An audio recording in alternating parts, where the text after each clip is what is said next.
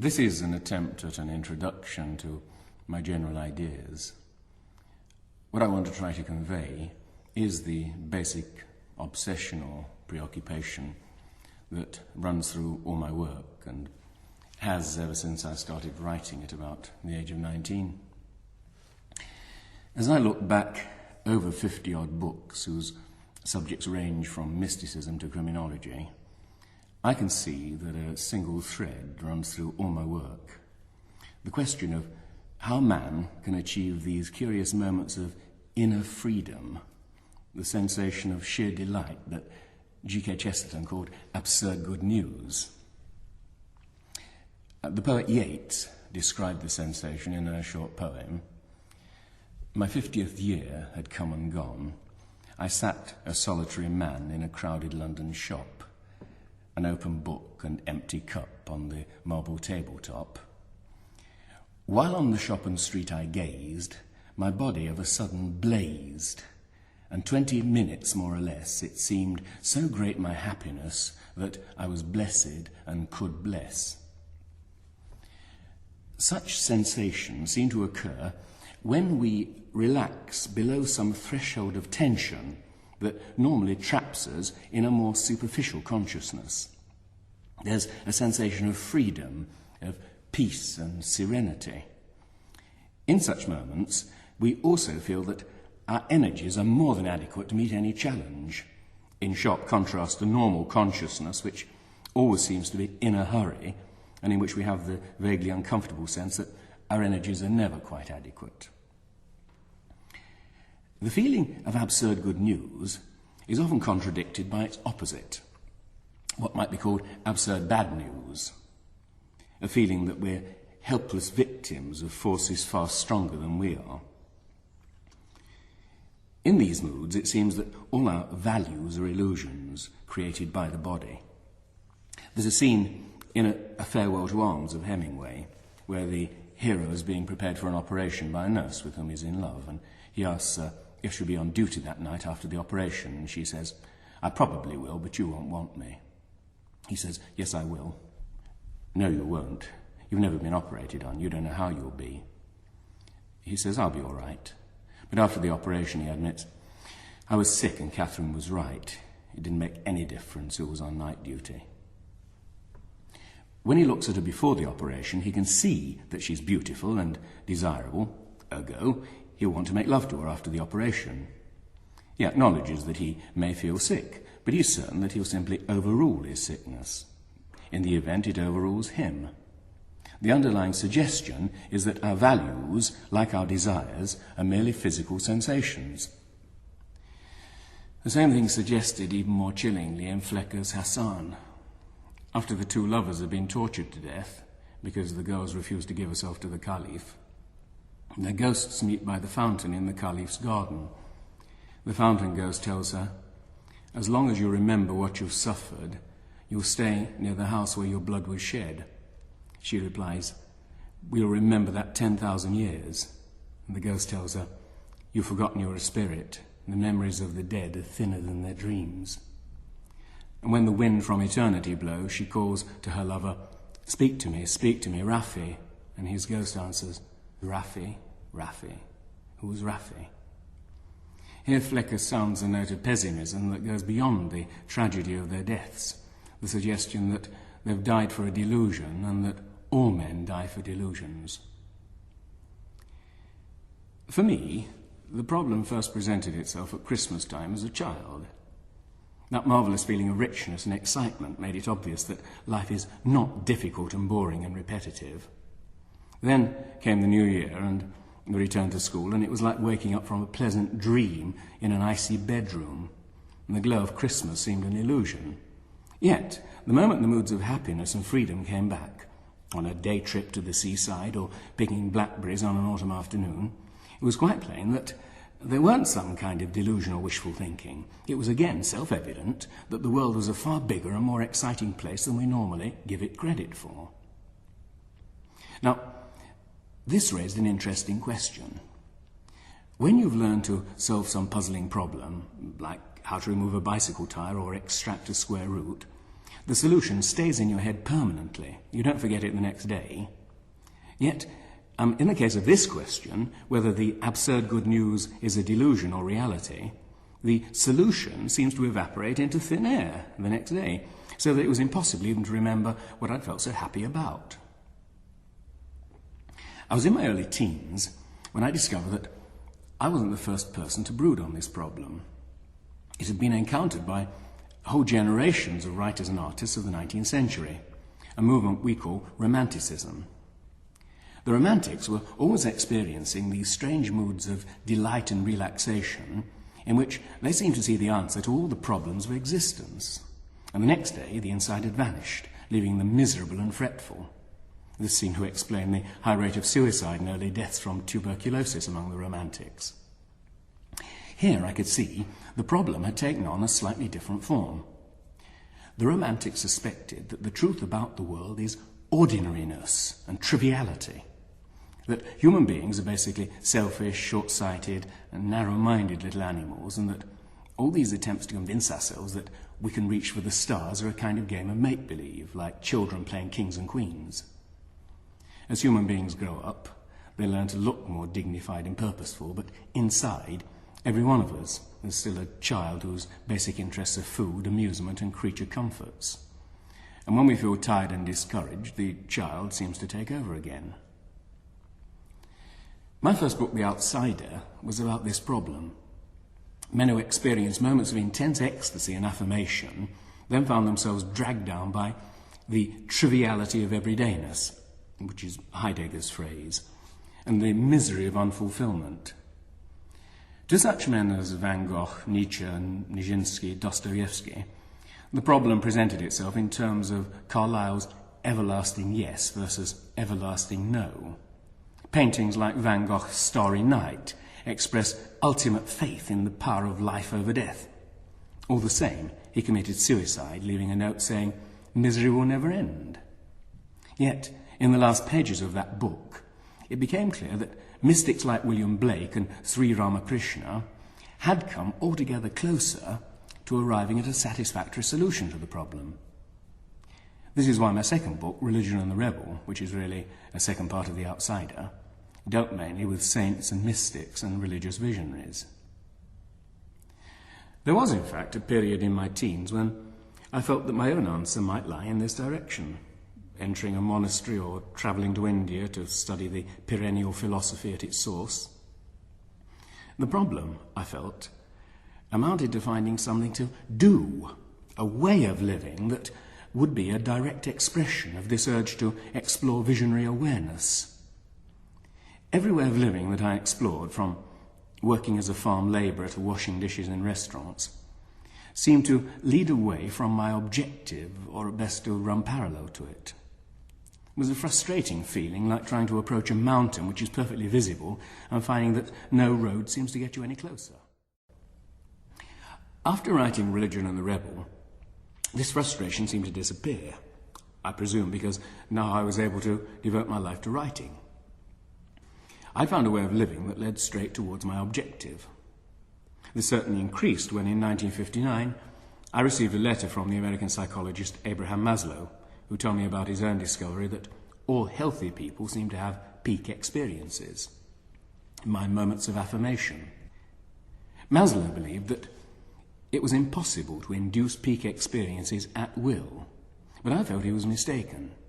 For example, Graham Greene had done precisely that by playing Russian roulette with a loaded revolver.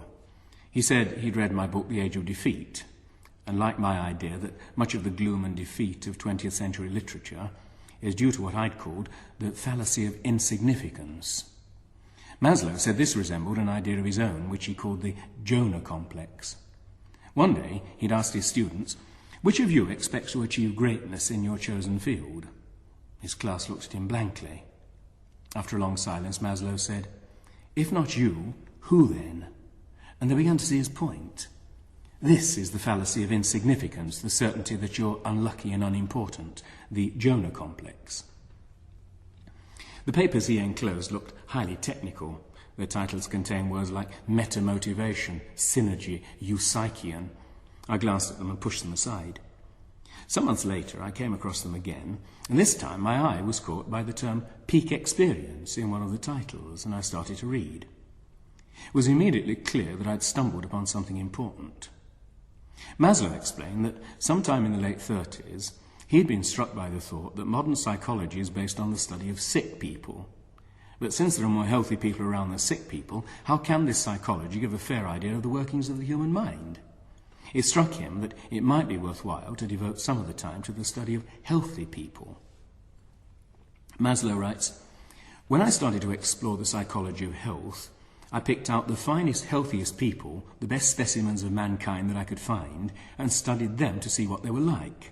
They were very different, in some ways startlingly different, from the average. I learned many lessons from these people, but one in particular is our concern now. I found that these individuals tended to report having had something like mystic experiences, moments of great awe, moments of the most intense happiness, or even rapture, ecstasy, or bliss. These moments were of pure positive happiness, when all doubts, all fears, all inhibitions, all tensions, all weaknesses were left behind. Now self-consciousness was lost. All separateness and distance from the world disappeared, and they felt one with the world, fused with it, really belonging to it, instead of being outside looking in. One subject said, for instance, I felt like a member of a family, not like an orphan."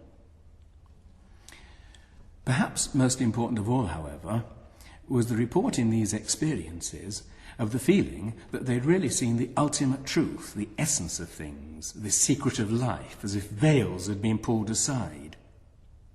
Alan Watts has described this feeling as, "This is it," as if you'd finally got there, as if ordinary life was a striving and a straining to get someplace, and this was the arrival, this was being there.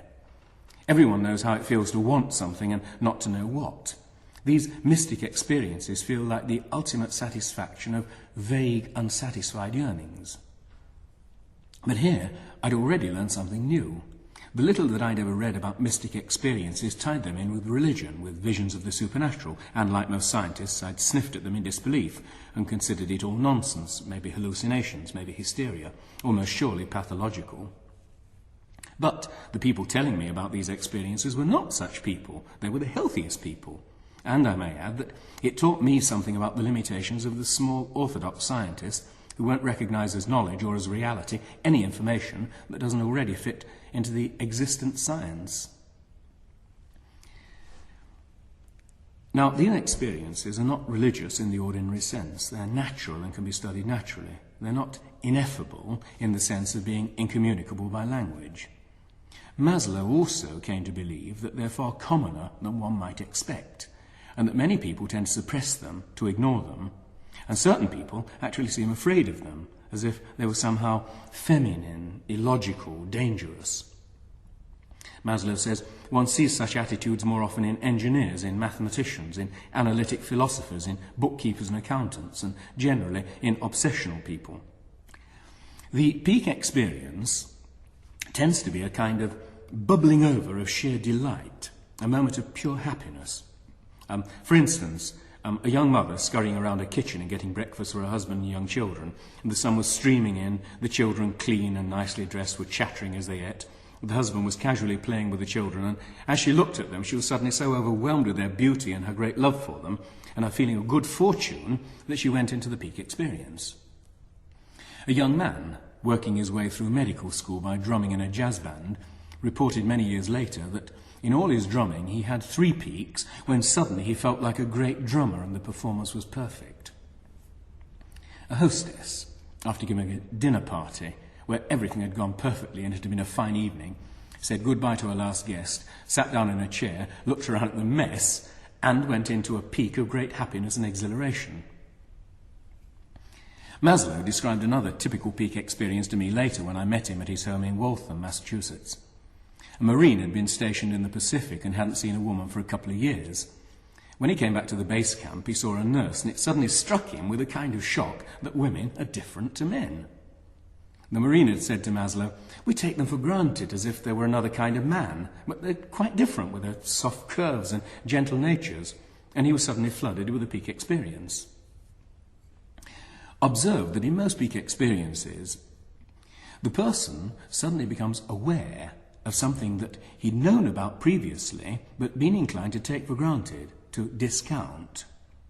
And this matter had always been one of my own central preoccupations. My Religion and the Rebel had been largely a study in the experiences of mystics, and in its autobiographical preface I'd written about a boring office job. As soon as I grew used to it, I began to work automatically. I fought hard against this process. I'd spend the evening reading poetry or writing, and were determined that with sufficient mental effort I could stop myself from getting bored and indifferent at work the next day. But the moment I stepped through the office door in the morning, the familiar smell and appearance would switch on the automatic pilot which controlled my actions. I was clearly aware that the problem was automatism. And in a paper I later wrote for a symposium of existential psychology, I elaborated this theory of the automatic pilot, speaking about it as the robot. I wrote, "I'm writing this on an electric typewriter. When I learned to type, I had to do it painfully and with much nervous wear and tear. But at a certain age, a miracle occurred, and this complicated operation was learned by a useful robot whom I conceal in my subconscious mind. Now, I only have to think about what I want to say, and my robot secretary does the typing. He's really very useful. He also drives the car for me, speaks French, not very well, and occasionally gives lectures at American universities. He has one enormous disadvantage. If I discover a new symphony that moves me deeply, or a poem or a painting, this bloody robot promptly insists on getting in on the act. And when I listen to the symphony for the third time, he begins to anticipate every note. He begins to listen to it automatically, and I lose all the pleasure. It's most annoying when I'm tired, because then he tends to take over most of my functions without even asking me. I've even caught him making love to my wife. My dog doesn't have this trouble. Admittedly, he can't learn languages or how to type. But if I take him for a walk on the cliff, he obviously experiences every time just as if it was the first. I can tell this by the ecstatic way he bounds about. Descartes was all wrong about animals. It isn't animals who are robots, it's us. Heaven lies about us in our infancy, as Wordsworth pointed out, because the robot hasn't yet taken over. So a child experiences delightful things as more delightful and horrid things as more horrid. Time goes slower, mechanical tasks drag, because there's no robot to take over. When I asked my daughter if she meant to be a writer when she grew up, she said with horror that she got fed up before she'd written half a page of schoolwork and couldn't even imagine the tedium of writing a whole book. The robot's necessary. Without him, the wear and tear of everyday life would exhaust us within minutes. But he also acts as a filter that cuts out the freshness, the newness of everyday life. If we're to remain psychologically healthy, we must have streams of newness flowing into the mind, what J.B. Priestley calls delight or magic. In developing the robot, we've solved one enormous problem and created another. But there is, after all, no reason why we shouldn't solve that too. Modify the robot until he admits the necessary amount of newness while still taking over the menial tasks. Now, I was much struck by Maslow's comment on the possibility of creating peak experiences at will, because his feeling was that it can't be done. He said no, or almost entirely no. In general, we are surprised by joy, to use the title of C.S. Lewis's book on just this question. Peaks come unexpectedly, you can't count on them, and hunting them is like hunting happiness. It's best not done directly. It comes as a byproduct, an epiphenomenon, for instance, of doing a fine job or a worthy task that you can identify with. Well, it seemed to me that this is only partly true, and I'll try to explain this briefly. Novelists have got to be psychologists, and I think of myself as belonging to the school known as the phenomenological movement. The philosopher Edmund Husserl noted that all psychological acts are intentional. Note what happens when you're about to tickle a child. The child begins to squirm and laugh before your hands have actually reached him. On the other hand, why doesn't it tickle when you tickle yourself? Obviously, because you know it's you. The tickling is not something physical that happens when your hands encounter flesh and make tickling motions. It seems to be 99% psychological. When the child screams with laughter, he's tickling himself, just as he might frighten himself by imagining ghosts in the dark. So the paradoxical truth is that when someone tickles you, you tickle yourself. And when you tickle yourself, you don't tickle yourself, which is why it doesn't tickle. So being tickled is a mental act, an intention.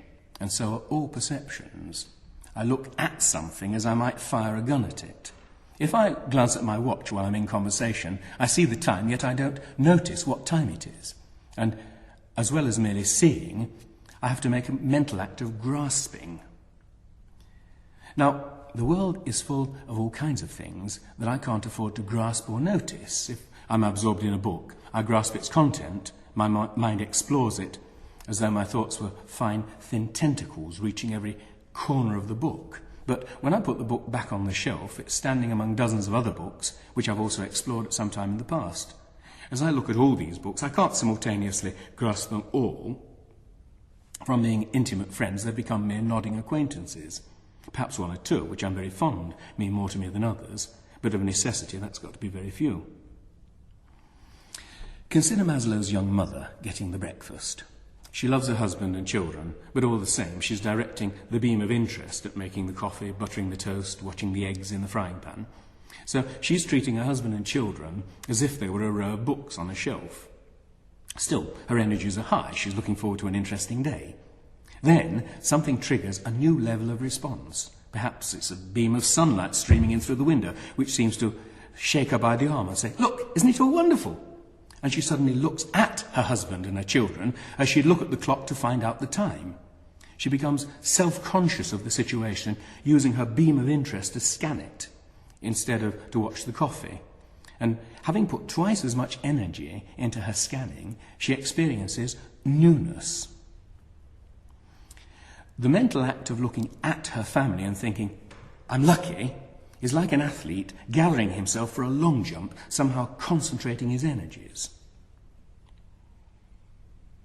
Think what happens if somebody returns a book that he borrowed from me a long time ago. I look at the book with a kind of delight, as though it were a returned prodigal. Perhaps I open it and read a chapter. Yet, if the book had stayed on my shelf for 6 months, I might not have even bothered to glance at it. The return of the books made me focus my beam of interest, like an athlete gathering for a leap. When something occupies my full attention, it's very real to me.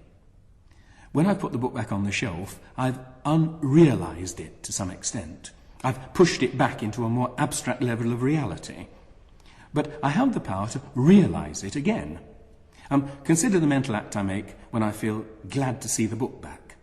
I reach out my invisible mental tentacles to it as I might reach out my hand to a friend I'm delighted to see. And I focus my beam of interest with a kind of intensity, the kind of intentness with which a sapper defuses an unexploded bomb. We do this realizing and unrealizing all the time, and so automatically that we fail to notice that we're doing it.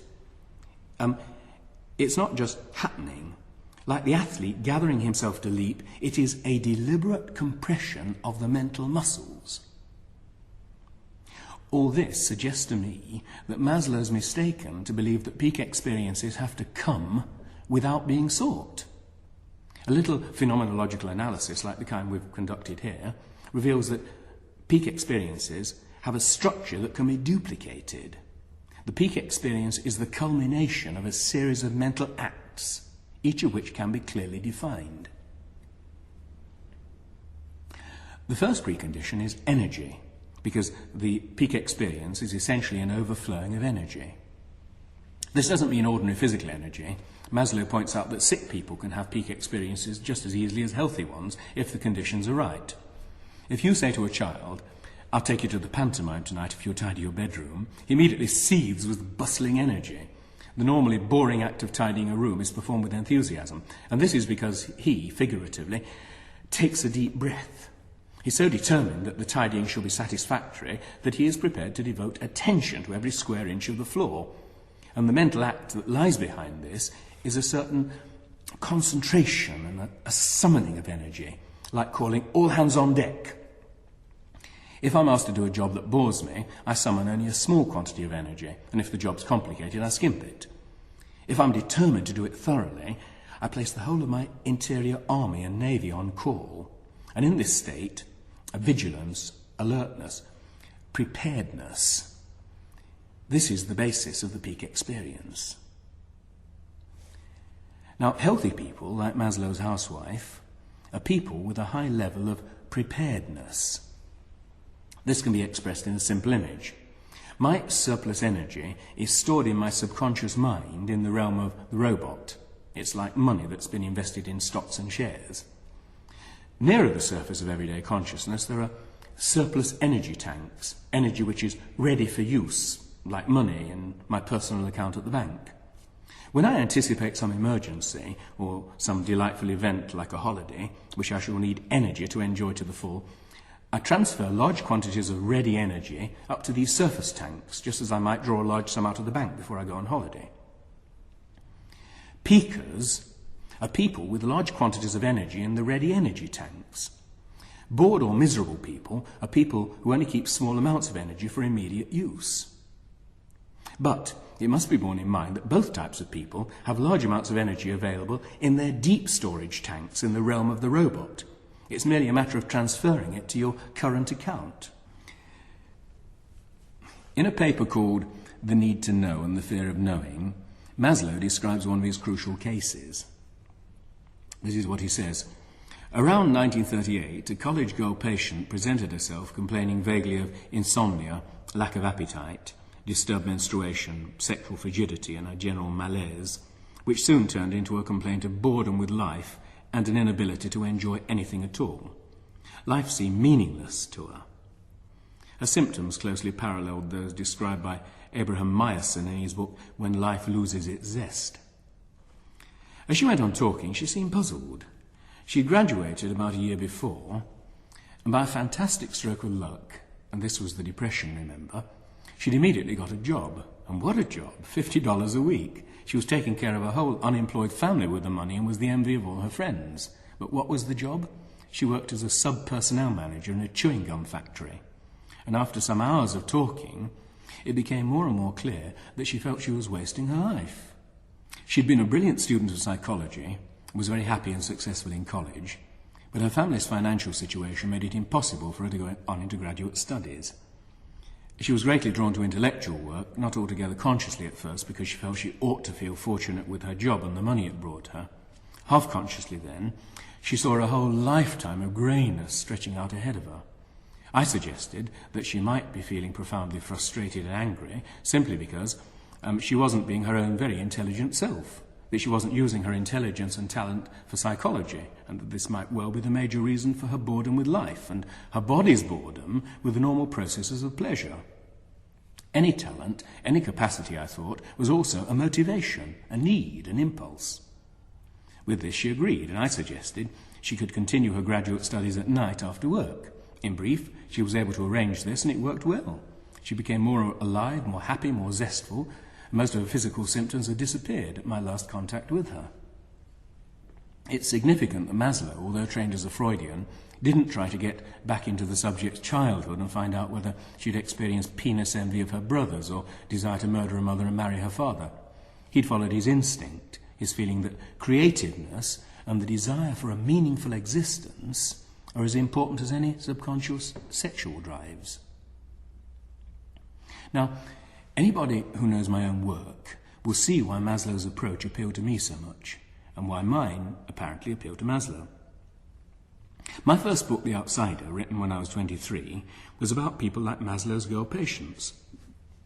Men driven by an obscure creative urge that made them feel dissatisfied with everyday life, and which in some cases, T. Lawrence, for example, caused them to behave in a manner that seemed masochistic. The book sprang from my own obsession with the problem I called life failure. Auden wrote, "Put the car away when life fails, what's the good of going to Wales?"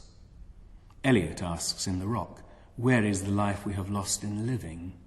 And Shaw says about the ancients in Back to Methuselah, "Even at the moment of death, their life does not fail them." Maslow's patient was suicidal because she was feeling she was losing her life in the process of living it. Quite clearly, we were talking about the same thing. I'd asked repeatedly in The Outsider, why does life fail? Maslow was replying, in effect, because human beings have needs and cravings that go beyond the need for security, sex, territory. He states it clearly in the preface to the Japanese edition of his Psyche Management, asserting that, quote, "Human nature has been sold short, that man has a higher nature, which is just as instinctoid as his lower nature, and that this higher nature includes the need for meaningful work, for responsibility, for creativeness, for being fair and just, and for doing what's worthwhile and preferring to do it well. Let me outline my own approach to the problem as I explained it in subsequent correspondence with Maslow. The Outsider had developed from my interest in the romantics of the 19th century, Goethe, Schiller, Novalis, Wagner, Nietzsche, Van Gogh. What fascinated me was their world rejection. It was summed up by Villiers de l'Isle Adams' hero Axel in the words, "Live, our servants can do that for us." Axel asserted that real life is always a disappointment. The heroine, Sarah, has a long speech in which she speaks about all the marvellous places they might visit and how they found the treasure. Axel replies that the cold snows of Norway sound marvellous, but when you actually get there, it's just cold and wet. L.H. Myers had made the same point with fine precision in a novel called The Near and the Far, where the young Prince Jarley stares at a splendid sunset over the desert and reflects that there are two deserts, one that's a glory to the eye and the other that's a weariness to the feet. And if you tried rushing towards that sunset, you'd only get your shoes full of sand. It seems impossible to grasp that promise of the horizon. And it was this feeling of despair about the near and the far, the feeling that they can never be reconciled, that led to so many early deaths among the romantics: suicide, insanity, tuberculosis. Obermann, in Senancour's novel of that name, says that the rain depresses him, yet when the sun comes out it strikes him as useless. That's life failure. But man's achievement is to have created a world of the mind, of the intellect and imagination, which is as real in its way as any actual country on the map. Sir Karl Popper, in one of his most important papers, calls it the third world, or world 3. The first world is the objective world of things. The second world is my inner, subjective world. But, says Popper, there's a third world, the world of objective contents of thoughts. If some catastrophe destroyed all the machines and tools on this earth, but not the libraries, a new generation would slowly rebuild civilization. If the libraries were all destroyed too, there could be no re-emergence of civilization, for all our carefully stored knowledge would have gone, and man would have to start regaining it from scratch.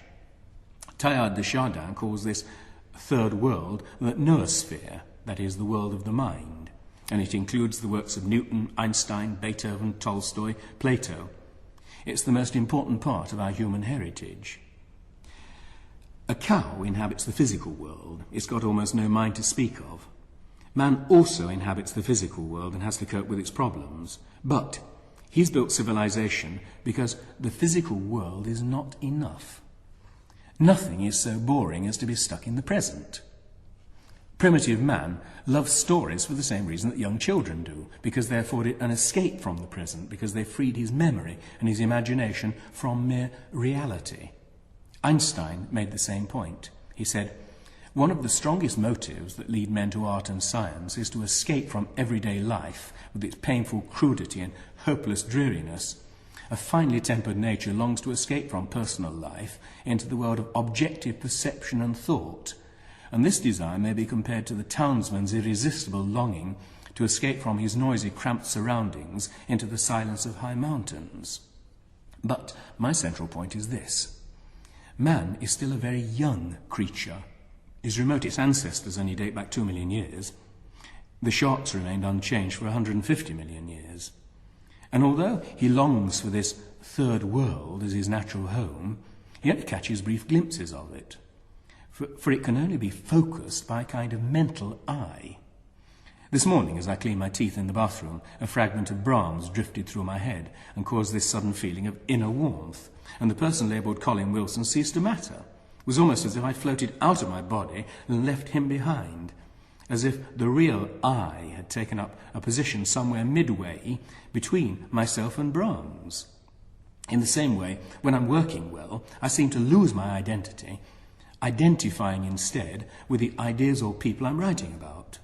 But very often, I can't even begin to focus that third world. The real world just distracts me too much and keeps my attention fixed on its banal actualities, like some idiot on a train who prevents you from reading by talking in a loud voice. All the same, this third world is a place. It's there all the time, like China or the moon, and it ought to be possible for me to go there at any time, leaving behind the boring person who's called by my name. It's fundamentally a world of pure meaning. It's true that my small personal world is also a world of meaning, but of trivial personal meaning, distorted and one-sided, a kind of worm's eye view of meaning. It's man's evolutionary destiny to become a citizen of that third world, to explore it as he might now explore Switzerland on a holiday. It's impossible to predict what will happen to human beings when that time comes for this reason. Meaning stimulates the will, fills one with a desire to reach out to new horizons. When a man in love sees the girl approaching, his heart leaps. When I hear a phrase of music that means something to me, my heart leaps. And that leap is vitality from my depths, leaping up to meet the meaning. And the more meaning I perceive, the more vitality rushes up to meet it. As his access to the world of meaning increases, man's vitality will increase towards the Superman level. That much is clear. Boredom cripples the will, and meaning stimulates it. And the peak experience is a sudden surge of meaning. The question that arises now is, how can I actually choose meaning? If Maslow is correct, I can't. I must be surprised by it. It's a byproduct of effort. Now, at this point, I was able to point out to Maslow a possibility that he'd overlooked, a concept I called the indifference threshold, or St. Neot margin. Now, this is fundamentally a recognition that crises or difficulties can often produce a sense of meaning when more pleasant stimuli have failed. Sartre remarks that he'd never felt so free as during the war when, as a member of the French resistance, he was likely to be arrested and shot at any moment. The constant danger of arrest kept him at a high level of alertness, of tension. It seems a paradox that danger can make you feel free when peace and serenity fail to arouse any response. It does this by forcing you to concentrate. Maslow's girl patient became so bored with her job in the chewing gum factory that she allowed the focusing muscle to go permanently flaccid. If you allow the will to remain passive for long periods, it has the same effect as leaving your car in the garage for the winter. The batteries go flat. And when the batteries go flat, life fails. These focusing muscles must be used if we're to stay healthy, for they're the means by which the mind focuses on values, just as the eye muscles enable the eye to focus on distant objects. If we fail to use them for long periods, the result's a kind of mental short-sightedness, a gradual loss of the feeling of the reality of values, of meaning. This explains what happens if you watch television for too long, or you read a very long book on a winter day until your eyes are aching. Your meaning focus relaxes as your interest flags, and if you then go for a walk, everything seems oddly meaningless and dull. It just is, and it doesn't arouse any response. The Greek poet Dimitrios Kapitanakis wrote in the early 40s, "Well, I thought that when the war started, trying to hope for the best, it'll be horrible, but if it's so horrible as to frighten and wake up the mind, it'll be the salvation of many. Many are going to die, but those who are going to survive will have a real life with a mind awake. But I was mistaken. The war's very frightening, but it's not frightening enough." The same thought struck me when I was reading the article Camus wrote for the resistance paper Combat, when the Germans were being driven out of Paris. It's called The Night of Truth, and it's full of noble phrases. "The skyline of Paris is blazing," he says, "but these are the flames of freedom. Those who never despaired of themselves or of their country find their reward under this sky. The great virile brotherhood of recent years will never forsake us. Man's greatness lies in his decision to be stronger than his condition," and so on.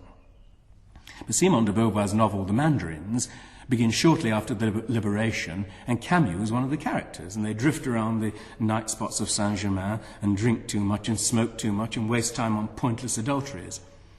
What had happened to the night of truth? The answer's simple. Without the danger and injustice to keep the mind alert, they allowed a kind of inner laziness to descend. But didn't Camus remember their feelings about a completely different kind of future? The answer is, in the real sense of the word, no. Real memory brings a sense of meanings and values with it. False memory recalls the facts, but without that inner content of meaning. It must be squarely recognized that man suffers from a very real form of amnesia. And this is not just a figure of speech, but a reality. For the meaning depends upon this power of the mind of focusing. Must we then draw the pessimistic conclusion that man needs war and injustice to prevent him from lapsing into a condition of boredom, or at least of preoccupation with trivialities? The answer, fortunately, is no. Focusing is a muscle, and it can be strengthened like any other muscle. Graham Greene, in an essay I've often quoted, describes how, in his teens, he sank into a condition of extreme boredom and depression during which life became meaningless. He tried playing Russian roulette with his brother's revolver, inserting only one bullet, spinning the chambers, pointing it at his head and pulling the trigger. And when there was just a click, he was overwhelmed by a feeling of delight and a sense of the meaningfulness of life. At a later stage, I discovered that a mild peak experience could be induced merely by concentrating hard on a pencil. You focus on the pencil, concentrate until you see nothing but the pencil, and then relax the attention until you see the whole room around it. Then concentrate again, concentrating as if your life depended on it. Then relax again. And you'll find that if you're doing this with the right degree of concentration, an effort, deliberately ignoring the fatigue, you begin to get a feeling of strain behind your eyes. And when you experience that, push on, because then you are close to the peak experience. Keep going, and quite suddenly it dissolves into the peak experience. Concentration has the effect of summoning energy from your depths. It's a kind of pumping motion of expanding and contracting the attention that causes the peak experience. Another interesting point arose when I was lecturing in Maslow's class at Brandeis University in early 1967. I was speaking about the peculiar power of the human imagination. I can imagine trapping my thumb in the door, and I can wince as if I'd actually done it. I can go to see a film, and I can come out of the cinema feeling as if I'd been on a long journey. But even so, it must be admitted that imagination only provides a dim carbon copy of the original experience. I may try to recall a particularly happy day, for example, or even re-experience some of its pleasures, but compared to the original experience, it's like paste jewellery compared to the real thing. The hero of Barbius's novel, Hell, trying to recall the experience of watching a woman undress, admits, "These words are all dead. They leave untouched, powerless to affect it, the intensity of what was." But Proust, tasting a madeleine dipped in tea, recalls with sudden intensity the reality of his childhood. But that, unfortunately, is a fluke. He can't do it by any ordinary act of imagination. Yet, in the matter of sex, there appears to be an exception to this rule. A man can conjure up some imaginary scene with a girl undressing and responds physically as if there were a girl undressing in the room. That is, his imagination can even carry him to the point of a sexual climax. In this one case, man has completely surpassed the animals. Here is a case where the mental act no longer needs an object. Well, at this point, Maslow interrupted me to point out that this is not quite true. Monkeys often masturbate. I asked him if he'd ever seen a monkey masturbating in total isolation, without the stimulus of a female monkey anywhere in the vicinity. He thought for a moment, then said he hadn't. Even if he had, it wouldn't basically have affected my point. If monkeys can do problems for fun, as Maslow said they could, perhaps they have more imagination than we give them credit for. But the interesting point is that in the matter of sex, man can achieve repeatedly what Proust achieved momentarily tasting the madeleine. A physical response as if to reality. Absurd as it sounds, masturbation is one of the highest faculties mankind has yet achieved. But its importance is in what it presages, that one day the imagination will be able to achieve this result in all fields. If all perception is intentional, due to a kind of reaching out, of focusing on the part of the perceiver, then it ought to be possible to reconstruct any reality by making the necessary effort of focusing. We've only been kept from this recognition by the old false theory of passive perception. Anyone who did chemistry at school will recall what happens if you mix sulfur and iron filings and then heat them in a crucible. A small area of the sulfur melts and fuses with the iron. And at that point, you can remove the flame of the Bunsen burner, and the reaction will continue of its own accord. The glow slowly spreads throughout the mixture until the whole crucible's red hot, and the end result is a chunk of iron sulfide. The same process goes on in the mind when we become deeply interested in anything. The warm glow produced by favourite poetry or music is often the beginning of this fusing process. We're all familiar with the process of a wider glimpse of meaning leading to the revitalising of the will. This, in fact, is why people need holidays. As life drags on repetitively, they get tired and stop making effort. It's the will that gets run down. The holiday reminds them of wider meanings, reminds them of a universe that's a vast spiderweb of meaning stretching infinitely in all directions, and quite suddenly they're enjoying everything more: eating, reading, walking, listening to music, having a beer before dinner. The meaning sharpens the appetite for life, that is, the will to live. It's our misfortune that we're not equally familiar with the reverse process, that a deliberate increase in willed concentration can also start that fusion process working. This is, in fact, common sense. The deeper my sense of the meaningfulness of the world, the fiercer and more persistent my will.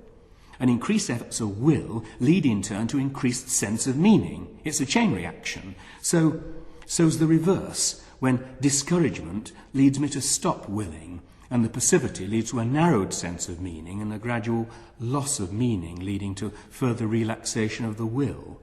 The result's a kind of down staircase of apathy. On the other hand, any intense glimpse of meaning can cause a transfer to the up staircase. This is most strikingly illustrated in an experiment that Maslow's colleague, Dr. Hoffer, carried out with alcoholics. Hoffer reasoned that alcoholics may be people of more than average intelligence and sensitivity, and because of this, they find that life's too much for them, and they drink because, at first, it produces peak experiences. But as often as not, it doesn't. Then they drink more to increase the stimulus and become involved in guilt and depression. And Hoffer tried giving these alcoholics mescaline, producing a far more powerful lift than alcohol, and then deliberately induced peak experiences by means of music, poetry, painting, whatever used to produce peak experiences before the person became an alcoholic. The startling result was that more than 50% were cured. The peak experience is an explosion of meaning, and meaning arouses the will, which in turn reaches out towards further horizons of meaning. The alcoholic drinks because he wants peak experiences, but he is in fact running away from them as fast as he can go. Once his sense of direction has been restored, he ceases to be an alcoholic, recognizing that peak experiences are in direct proportion to the intensity of the will. And what should be quite clear is that there's no theoretical limit to this chain reaction. Why does a man get depressed? Because at a certain point, he feels that a certain difficulty is not worth the effort. As he becomes more discouraged, molehills turn into mountains until, as William James says, life turns into one tissue of impossibilities and the process called nervous breakdown begins. Having recognized that the cause of the trouble lies in the collapse of the will, there is no theoretical reason why the ex-alcoholic should come to an end with the achievement of normality. There is, of course, a practical reason. The will needs a purpose. Why do we feel so cheerful when we're packing for a holiday, looking at maps, working out what to pack? Because we have long-distance purpose. One can understand how Balzac must have felt when he first conceived the idea of creating the Comédie Humaine, the idea of working out a series of novels about military life, a series about provincial life, a series about the aristocracy and so on. Building castles in the air, this is called. But with a little effort, they actually do get built. Man seems to need long-range purpose to get the best out of himself. And once the alcoholics achieve normality again, he may well say, all right, where do I go from here? If this were true, it would represent a kind of dead end, for undoubtedly our civilization tends to deprive us of that kind of long-range purpose that our pioneer ancestors must have enjoyed. But it provides us with something else, the ability to live on the plane of the mind, the imagination. And there's a still more important matter that we've overlooked, the mind's capacity to reach out for meaning. This is perfectly illustrated by a story told in Romain Gary's novel The Roots of Heaven.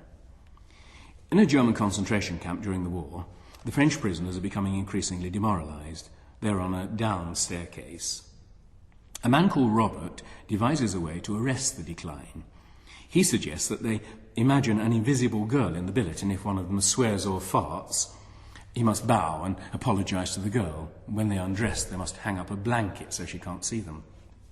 Oddly enough, this absurd game works. They enter into the spirit of the thing and morale suddenly rises. The Germans become suspicious of the men, and by eavesdropping they find out about the invisible girl. Well, the commandant fancies himself as a psychologist.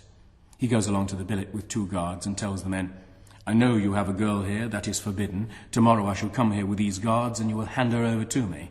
She'll be taken to the local brothel for German officers." Well, when he's gone, the men are dismayed. They know that if they hand her over, they won't be able to recreate her. The next day, the commandant appears with his 2 soldiers. Robert, as the spokesman, said, "We've decided not to hand her over." And the commandant knows he's beaten. Nothing he can do can force them to hand her over. Well, Robert's arrested and placed in solitary confinement, and they all think they've seen the last of him, but weeks later, he reappears very thin and worn. He explains that he's found the way to resist solitary confinement. The game with the invisible girl has taught him that the imagination is the power to reach out to other realities, realities not physically present. He's kept himself from breakdown by imagining great herds of elephants trampling over endless plains. The irony in the novel is that it's Robert who later becomes a hunter of elephants, but that's beside the point. The point is that the will can make an act of reaching out towards meaning, towards other realities. In phenomenological terms, what actually happened when the prisoners began apologizing to the imaginary girl? First of all, they threw off their apathy and entered into a communal game. It was like a coatload of football fans whiling away a tedious journey with community singing. But having raised their spirits by entering into the game, they also reminded themselves of circumstances in which they'd normally be at their best. Gorky's story, 26 Men and a Girl, may be regarded as a parable about the same thing. The 26 overworked bakers keep up their spirits by idealizing the girl, treating her as a kind of goddess, and thereby reminding themselves of the response appropriate to a goddess. And this leads naturally to a concept that's become the core of my own existential psychology, the self-image. A man couldn't climb a vertical cliff without cutting handholds in the rock. Similarly, I can't achieve a state of intenser consciousness merely by wanting to. At least it's extremely difficult without training. We tend to climb towards higher states of self-awareness by a series of self-images.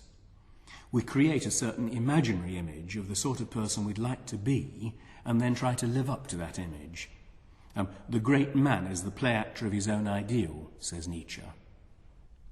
One of the clearest expositions of the self-image idea can be found in a story called The Looking Glass by the Brazilian novelist Machado de Assis. A young man who's lived all his life in a small village in Brazil is called up for military service. In due course, he becomes a lieutenant. When he returns home in his uniform, he's the envy of the village, and his mother calls him my lieutenant. And one of his aunts is particularly delighted with him, and she invites him to her remote farm and insists on addressing him as Signor Lieutenant. A brother-in-law and all the slaves follow suit. At first, the youth's rather embarrassed. He doesn't feel like a lieutenant, but gradually he gets used to the idea. He says, the petting, the attention, the deference produced a transformation in me. He begins to feel like a lieutenant. But one day, the aunt goes away to the bedside of a sick daughter and takes away the brother-in-law with her. The lieutenant's left alone with the slaves. And the next morning, they've all deserted, leaving him alone. Suddenly, there's no one to feed his ego. He feels lost. In his room, there's an enormous mirror placed there by his aunt. One day he looks in the mirror and his outline seems blurred and confused. A sense of unreality increases until he's afraid he's going insane. Then he has an inspiration. He takes his lieutenant's uniform from the wardrobe and puts it on, and immediately his image in the mirror becomes solid and clear, and his feeling of sanity and self-respect return. Every day thereafter, he puts on the uniform and sits in front of the mirror, and he's able to stay sane through the remaining weeks before his aunt returns. Mercado subtitles his story, Rough Draft of a New Theory of the Human Soul. And so it is, for a story written in 1882. His hero explains to his auditors that he believes that man has two souls, one inside looking out and the other outside looking in. But this is crude psychology. He means that the subjective I gains its sense of identity from actions and outward objects. But this implies that the inner me remains unchanged. And this in turn implies that the shy, nervous inner self is the kind of permanent substratum of one's more confident layers of personality. And this is obviously untrue. Shyness is simply a disinclination to express oneself out of a fear that it'll turn out badly. Confidence, such as he's gained through all that petting and admiration, is the ability to act decisively. The key sentence is, the petting, the attention, the deference produced a transformation in me. For this type of transformation, I coined the word promotion. It is, in effect, a promotion of the personality to a higher level. All poetic experience is a promotion experience, since it raises the personality to a higher level. One has a sense of becoming a stronger or more mature or more competent or more serious person. If he'd been a lieutenant for several years, being alone in the house wouldn't have eroded his sense of identity. The trouble is that he was young, and he was only just trying on a new personality, the senior lieutenant. The image of himself in the looking glass provides the reinforcement that he needed. The resemblance between this story and the Roman Gary story of the prison camp need hardly be pointed out. In both cases, moral decline is arrested by reminding oneself of something that recreates the self-image. The weakness of Mercado's theory of two souls becomes clear when we consider that Robert keeps himself sane in solitary confinement by an effort of inner strength, of imagination, not by evoking a more successful level of his personality. The elephants are an image of freedom. The sensation of freedom is always accompanied by a feeling of contraction of one's inner being. Such a contraction occurs when we concentrate intently upon anything. It also occurs in sexual excitement and explains why the orgasm is perhaps the most fundamental, or at least the most common, promotion experience. The self-image notion is of immediate relevance to Maslow's psychology, and here we touch upon the very heart of the matter, the most important point of all. Let's consider the question, what is the mechanism by which a self-image produces promotion? The answer is, it provides me with a kind of artificial standard of objective values. It gives me a sense of external meaning. Why did the peak experience under mescaline cure the alcoholics? Because the peak experience is a flood of meaning, obviously pouring in from outside. As it pours in, you ask yourself the question, why doesn't this happen all the time if the meaning's always there? The answer's obvious, because I allow the will to become passive and the senses close up.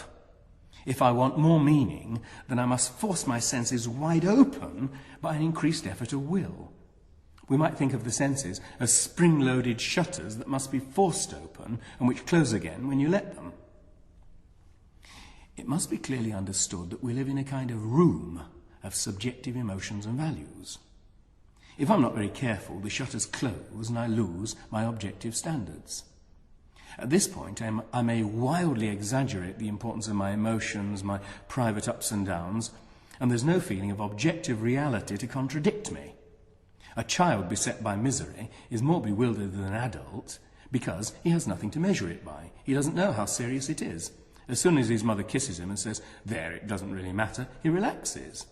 If I get myself into a state about some trivial worry, and then I hear that some old friend has died of cancer, I instantly snap out of my black mood, for my emotions are cut down to their proper size by comparison with a more serious reality. Moods and emotions are a kind of fever produced by a lack of contact with reality. The shutters are closed and the temperature in the room rises. It can rise to a degree where it can become a serious fever, where the emotions have got so out of control that reality cannot break in. These are states of psychotic delusion, or perhaps merely of nervous overstrain. The characteristic of these states is exaggeration. Every minor worry turns into a monstrous bogey. Inevitably, I cease to make efforts of will, for the will is at its healthiest when I have a firm sense of reality and of purpose. And we've seen what happens when the will becomes passive. The vital forces sink, and at a certain point, physical health is affected. The existential psychologist Viktor Frankl remarked on how close is the connection between a man's state of mind, his courage and hope, or lack of it, and the state of immunity of his body. And he tells a story that makes this point forcefully. Frankl was a Jew who'd spent most of the war in a German concentration camp, and he says, "I once had a dramatic demonstration of the close link between the loss of faith in the future and this dangerous giving up. F, my senior block warden, a fairly well-known composer and librettist, confided in me one day, 'I would like to tell you something, Doctor. I've had a strange dream. A voice told me that I could wish for something and that I should only say what I wanted to know, and all my questions would be answered.' Well, what do you think I asked? That I'd like to know when the war would be over. You know what I mean, Doctor. For me, I wanted to know when we, our camp, would be liberated and our sufferings would come to an end." "And when did you have this dream?" I asked. "In February 1945, he answered. It was then the beginning of March." "And what did your dream voice answer?" Furtively he whispered, "March 30th. When F told me about his dream, he was still full of hope and convinced that the voice of his dream would be right. But as the promised day drew nearer, the war news which reached our camp made it appear very unlikely that we'd be free on the promised date. On March the 29th, F suddenly became very ill and ran a high temperature. On March 30th, the day's prophecy had told him the war and suffering would be over for him. He became delirious and lost consciousness. On March 31st, he was dead. To all outward appearances, he died of typhus." Frankl's composer friend was physically near the end of his resources. That's why the collapse of his will made such a difference. Frankl also mentions the unprecedentedly high death rate in the camp between Christmas 1944 and New Year 1945, because so many prisoners had pinned their hope on being home for Christmas. It took a year of work in the chewing gum factory to deplete Maslow's girl patient to the point where she ceased to menstruate. Normally healthy people possess a kind of cushion of energy to absorb shocks and disappointments. And this cushion is identical to the surplus energy tanks of which we've spoken. It is maintained by willpower fired by a sense of meaning. We are only aware of this direct action of the will upon the body in physical extremes. For example, if I'm feeling sick, I can disperse this sickness by snapping out of my feeling of nausea and summoning subconscious forces of health. If we were more clearly aware of this connection between positive consciousness and physical health, we treat mental passivity as a form of illness. Another anecdote of Frankl's from the same book may be said to provide the foundation of an attitude psychology closely related to Maslow's. The prisoners were transferred from Auschwitz to Dachau. The journey took 2 days and 3 nights, during which time they were packed so tight that few of them could sit down and they were half-starved. At Dachau, they had to stand in line all night and throughout the next morning in freezing rain as a punishment because one man had fallen asleep and missed the roll call. Yet, they were all immensely happy and laughing and making jokes because Dachau had no incinerator chimney. To summarize, man evolves through a sense of external meaning. When his sense of meaning is strong, he maintains a high level of will drive and of general health. Without this sense of external meaning, he becomes the victim of subjective emotions, a kind of dream that tends to degenerate into nightmare. His uncontrolled fantasies and worries turn into an octopus that strangles him. Man's evolved various ways of preventing this from happening. The most important of these is religion. This tells a man that certain objective standards are permanently true and that his own nature is weak and sinful. The chief trouble with authoritarian religion is that it works best for intellectually uncomplicated people, and fails to carry much conviction for the highly sophisticated and neurotic, who are the very ones who need it most. In certain respects, art succeeds where religion fails. A great symphony or poem is an active reminder of the reality of meaning. It provides a stimulus like an electric shock, reanimating the will and the appetite for life. Its disadvantage is that we all assume that art is subjective by nature, and that it tells us about the emotions of the artist, not about the objective world. And so, when life fails, the effectiveness of art diminishes. Men of imagination have always tended to use the self-image method to prevent them from becoming victims of this octopus of subjectivity. It's essentially a method for pushing problems and disappointments to arm's length. Yeats has described how, when he was sure no one was looking, he used to walk about London with the peculiar strut of Henry Irving's Hamlet.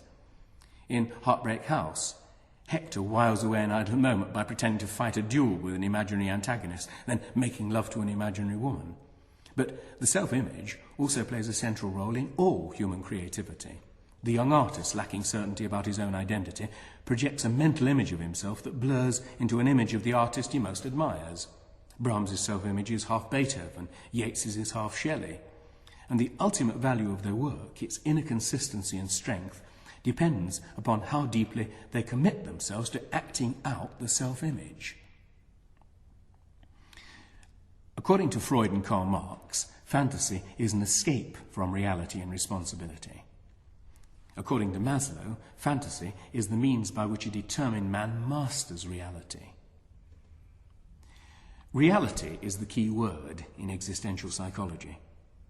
Poses no philosophical problems, it simply means objective meaning, as opposed to subjective values.